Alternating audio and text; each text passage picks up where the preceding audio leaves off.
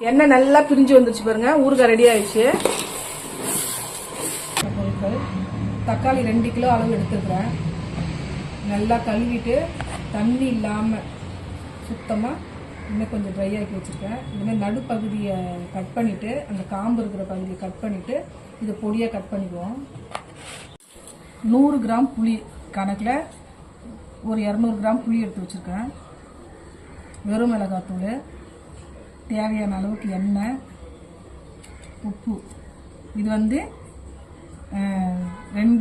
2 spoon கடுகு, 1 spoon வெந்தயம், கொஞ்சம் ஜீரகம், மிளகு, அது ஊறுகாய் பொடி, அதுக்காக எடுத்து வச்சிருக்கேன். வறுத்துட்டு இதை பொடி பண்ணி கடைசியில் போடணும். இப்போ எப்படின்னு பார்த்துலாம்.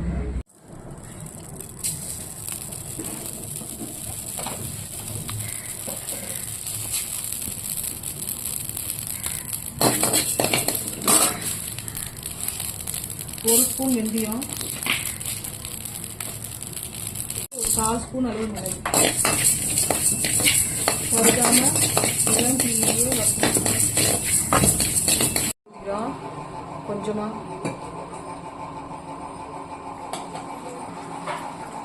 கட் பண்ணி வச்ச தக்காளியை சேர்த்து 100 கிராம் புளி,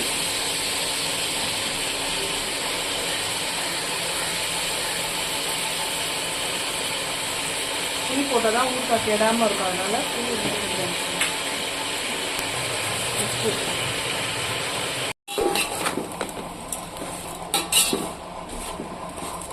நல்லா வதங்கணும்.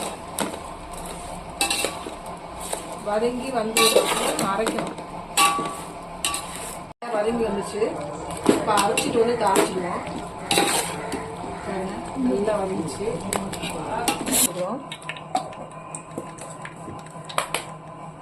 காஞ்ச மிளகா ஒரு 5 மிளகா போடுறேன். பூண்டு, தோலோடு இடிச்சு வச்ச பூண்டு,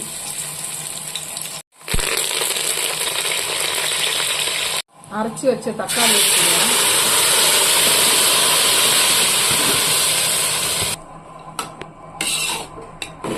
தண்ணி விடாம அரைக்கணும். இது கொஞ்ச நேரம் அப்படியே நல்லா சுண்டி வரட்டும், எண்ணெய் பிரிஞ்சு வரட்டும். இதுக்கு வெறும் மிளகாத்தூள் சேர்க்குறோம். 1 கிலோவுக்கு 50 கிராம் சேர்த்தா போதும்.